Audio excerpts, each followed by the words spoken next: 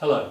For the next part of this series of videos on the design and construction of my Parlour guitar, I thought I'd bring you into the workshop because what I want to do is show you how the sides are bent.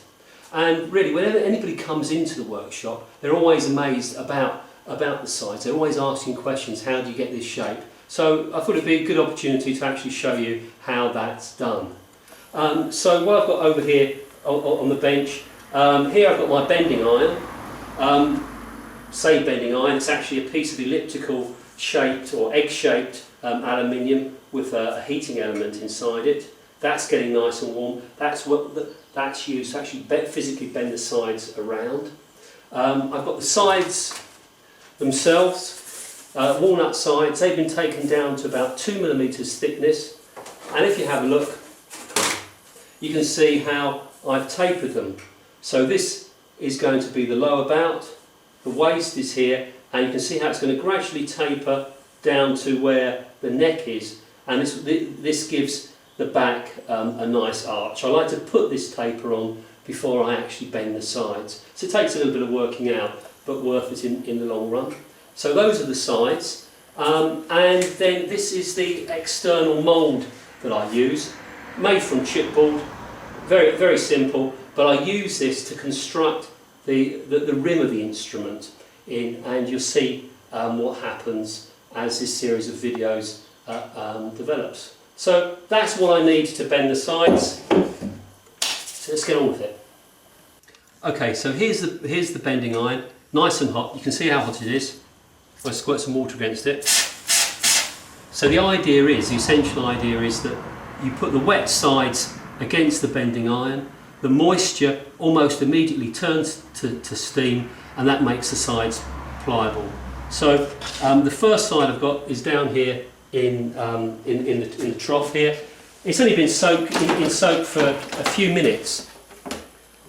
You'll find that walnut doesn't need to be soaked for as long as some other woods. Walnut's in fact incredibly easy to bend, and it's a wood that I would recommend for anyone starting out making guitars. So I've got my markings on here. I can get myself orientated. This is the outside, lower bout. This is the waist, upper bout. And I always start with the waist first.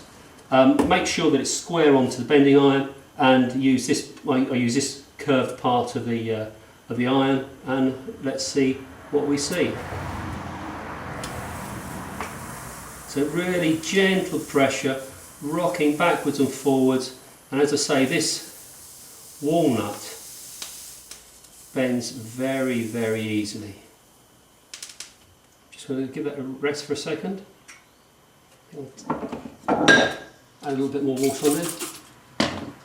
Now you could conceivably have the sides marginally thicker for walnut. But my concern with this shape is that there's such a tight waist that you sometimes have the danger of having compression marks on the inside of the curve. And I'm just going to stop talking for a second and try to actually concentrate on what I'm doing. Made a couple of bends there. Now I'm going to check that against my template. I use the inside. You can see there's a long way to go to get that in there. Now this is the first time that I've used this shape, and it's actually interesting that you get to learn a shape, and the more you actually work to one particular shape, the quicker you can actually get the sides bent. And you can see now that that's going in there. Wants to spring back a little bit. If I can hold that whilst that cools down. Right, I think what I'm going to do now is bring this around. You can always come back to the waist later on just to make sure everything's fitting nicely. So I'm going to start working here now.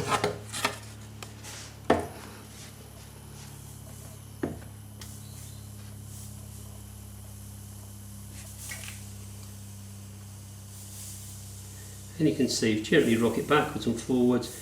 Hopefully you can see that the moisture is turning to steam. So this side has probably only been in soak for about 10 minutes. Something like rosewood I'd maybe soak for an hour or so.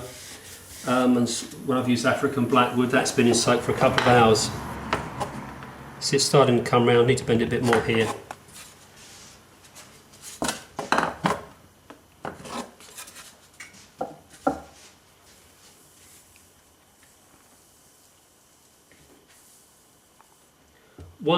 One little trick is that on some woods which are a bit more difficult to bend, you can always try a little drop of fabric conditioner in the water, and that does make some woods bend easier. Say the walnut bends quite happily, so there's very little need for over soaking or say things like conditioner in there.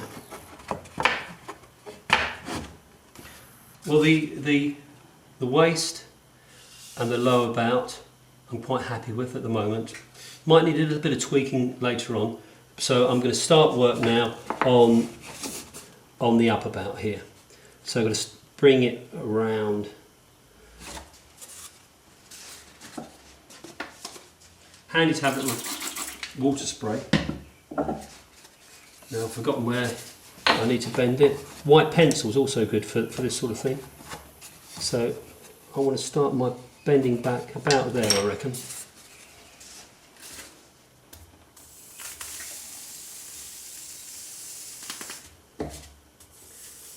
I prefer to use a bending iron to some of the other methods. If you have a look on the websites of some of the American luthiers in particular, they use these great big Fox, named after Charles Fox, a luthier, bending jigs, where they put the whole side in straight, and they just use really the pressure of a heated mould to bend the sides.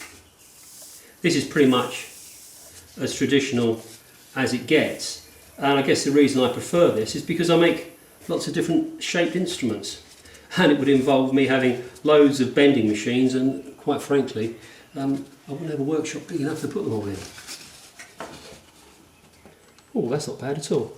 So I'm going to start coming around here now, and there's actually something kind of magical about doing this. I mean, who would have thought really that you can get a bit of wood and apply some heat and bend it to really quite extreme shapes. So I do quite kind of enjoy that side, and you know, you're getting this kind of walnutty steam up your nostrils, which smells good. It's all part of the I don't know. It's all part of the allure of working with wood, being a craftsman, etc. Now the shape is almost there. You can see that the upper bout, lower bout, waist, it's almost there. But when I offer it up to the external mould, it's not fitting in there quite comfortably yet. So at this stage, I'm going to have to do a little bit more tweaking. Just to get that sitting in there comfortably. You don't really want to force it. And I can see there's a couple of places where I'm going to maybe have to bring this part around a little bit tighter. So that's what I'm going to do now. So just try to tweak this so it fits a little bit more comfortably into the mould.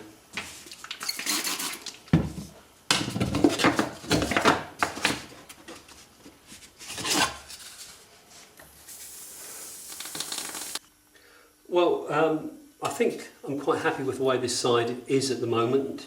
It fits into the mould, so what I'm going to do now is I'm going to use some of these lightweight cam clamps to clamp it into the mould whilst it dries out, and really leave that side a few days before I do any more work on that. Using these lightweight cam clamps to hold the sides in place. You can see that they're still a little bit springy, but of course they'll dry out into the shape that I want. And also there are the end blocks to go in. So there we have it. One of the sides of the Parlour Guitar bent, clamped in the mould. You can see it's still a wee bit moist, so that will be drying out. And I'll do the other side now. Shan't bore you with that because obviously the process is exactly the same. But in one of the next instalments, what I'll do is show you the sides with the end blocks in place and the linings. Well, thank you for watching, and I hope you found that informative. Till next time, goodbye.